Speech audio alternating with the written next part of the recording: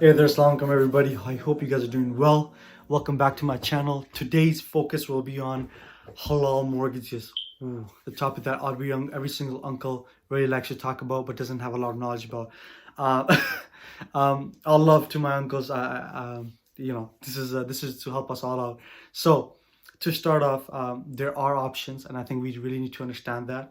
And no, it's not the same thing as interest-based mortgages. They're totally different. They're equity-based, or B, they're deferred payment plan-based. There is three methods of Islamic finance. It's ijara, musharaka, and murabbaha. But we're gonna focus on musharaka and murabbaha. And the reason is because there isn't any proper organizations in Canada that I believe that provides high quality ijara-based contracts. So what's musharaka? Musharaka or mudaraba are equity-based lending. So for example, you have a house which is $100, and you yourself can only put 20% down, so that's $20, or 5% down, that's $5. But we'll focus, for simplification, we'll say $20 and 20%. And then you really like this house, so you go to an institution or you go to an investor and say, hey, could you help me buy this? So the investor or the institution will come and verify that the house is legible, which means this house isn't a crooked, broken, old house. It's something that's reasonable under the Islamic regulations. Obviously they're not going to invest in something that they're not looking forward to buy and have a long-term investment in. So they'll be like, okay, fine, we'll give you the 80%. But according to the contract and according to the market analysis around this area, this house's rental is $10 per month. So you're just gonna have to provide me $8 because you're putting 20%. You own the house by 20%. I own it by 80% as an investor. So then the investor would get that money and the capital back as his investment and as his principal. So you go, okay, perfect. You put down the 20%, they put down the 80%. You own the house now. And now because you own 20% of it, they own the 80% of it, you'll be giving the monthly rental of $8, and you'll be buying back principal. Now what you can do is you can buy back more principal and pay back less monthly rentals. For example, you buy back another 10%. So now you own 30% of the house now, and they own 70%. So what you can do is now pay back them $7 a month as rental, and also the principal amount. And that's, as you keep going on until you keep buying back equity, and as you buy equity, your monthly rentals go down, obviously. So that is your equity-based lending. You see, it's totally different than interest. It has nothing to do with interest. It's really a business agreement, an equity-based agreement. The second thing is your deferred payment plan, right? So your deferred payment plan is a way that, same house, $100, you get an institution involved and you say, hey, I'm interested in this house. Could you put down the 80%? I'm putting down 20%. They'll come, they'll verify the house. They'll also see if the house is eligible once again. If it is, they get an investor involved, or they themselves become the investor, and they say, okay, that's fine. This house to us in about 10 years time, that's your payment plan, that's 10 years you're going to take to pay it back, is valued to us at not $80, it's actually valued to us at $100. So you're gonna have to pay us back over this 10 years $100. And it's not interest that's determining this, it's the product value that's determining this. And I know a lot of people, especially uncles that I meet, have a hard time understanding this, that it's not it's not the same thing as interest being accrued on, because interest is variable, interest can change, and also interest is something that's like adjusted onwards as you go along. This is something that's being put in agreement, and is an asset-based agreement. This one, where there's interest involved, it's a money-based agreement. And the whole thing about usury is the concept of making money, or making more value from money. But you can make more value from assets, from real estate, cars, watches, I don't know, clothes, whatever you want, right? So you're like, okay, cool. After in 10 years, I'll pay back, instead of giving back $80, I'll be giving back $100. And that you can pay it off, and then you can come into an agreement, and you can finalize it and take that mortgage.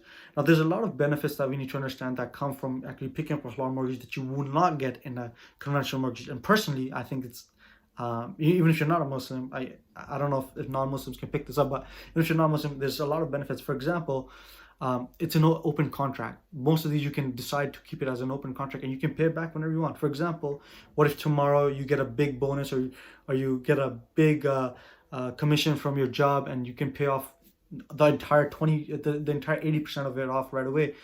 In a conventional mortgage, you won't be able to do that. They don't allow that. Rather, there's usually a fee for that. In an open contract, like in any like Islamic mortgages or Islamic loans, you can do that. You can pay it all back, and you own the house fully, and you're clean with your debt. Another benefit is that the institutions and these investors are coming in agreement with you. You're not coming in agreement with a multinational bank. You're coming in agreement directly with these institutions or directly with these people, and so you can work with them a lot better when it comes to negotiations and agreements. You can also, for example, a lot of customers have said this, or even organizations themselves have said this: if our customers are unable to pay their monthly, whatever it is, monthly rent and equity, or monthly deferred payment that they need to give me, or they need to give the institution or the investor, we can work with them, and we can be like, okay, it's COVID. A lot of people have lost their jobs, so we can push it. And we're not going to charge them any more fees on it or anything like that. But if it was a conventional bank, they would have charged them interest on it. And that would have obviously been more costly for you. So as a whole, there are options out there. You do not have to do something that directly in Surah Al-Baqarah says it's a big sin, and it's like waging war against your Prophet ﷺ and Allah subhanahu wa ta'ala. So you do not want to be engaged with that, right? And there are fatwas that allows you to pick up these conventional loans and conventional mortgages, but do read those fatwas, because when I went into the details of these fatwas, I realized they're very stringent. They're on a bare necessity basis. So for example, you cannot just buy a house on mortgage and then go to another house on mortgage and then buy another house on mortgage, so you now have 4 houses that you're buying back to back on mortgages. It's like you get your bare necessity and then that's it. And it's not like buying luxury houses, or it's not like going into all that stuff. It's about bare necessity, and you can't be picking up more loans than that. And that's what we need to understand, that these fatwas are not just a free pass for you to do anything. Rather, you gotta get into the details of these fatwas and understand what these fatwas are. These muftis and these maulanas haven't written these fatwas for no reason. And they're not willing to pick up your sins for no reason. So they've shown you an option, but that option is still stringent, because they do know what Surah Al-Baqarah says, and the Hadiths on picking up interest or doing contracts which are interest based are there, and they're stringent. So I don't this is just to make everybody aware that there are options. And so now you're like, okay, Ahmed, there are options. You said there are options. Where are the options? There's many companies in America that do have mudaraba, musharaka, and also ijara, which I didn't go into detail because they're not an option. I can go into details if you guys want. Ask me in the comments, and I can kind of link you guys to that. There's obviously in London. London has a lot of available options, and I'm pretty sure in Australia they do too. I don't know much about it, but I'm guessing there are, because there are organizations that are multinational corporations that do invest in this type of stuff. Now coming to Canada, there is about 4 or 5 major institutions or major companies or brands that do provide it. I know I was shocked myself, but the one that I've seen other real estate brokers and real estate agents talk more about is Munzil. Munzil currently has Mudaraba and Musharaka, and they work very well with their clients. And really, I think it's one of the only companies where the contracts are written the proper way. I'm not going to name any other companies and what they've done in the past. I'm just going to say, check out Munzil. You reach out to somebody from there and just ask them, what's going on. I most likely would probably also look into it from my own personal stuff. So, like I said, I'm going to share as much as I could from this journey. And so I hope somebody's benefited by this. If you are benefited by this and you did learn something, let me know in the comments, like the video, share with a friend. Somebody else can be benefited by it, and maybe somebody else can maybe rid their sins away, right? So they can be benefited by it. So share with a friend, like the video, subscribe, hit that bell icon for notifications. Check me out on my other social medias, on TikTok and Instagram. I do upload there sometimes.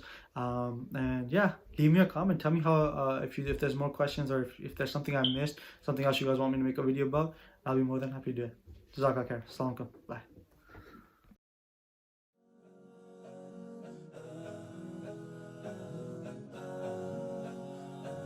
do subscribe, like, share, hit that bell icon for notifications. Follow me on TikTok and Instagram for more content. I'll be uploading more stuff in all of these social media websites. Thanks. Take care. Salam. Bye.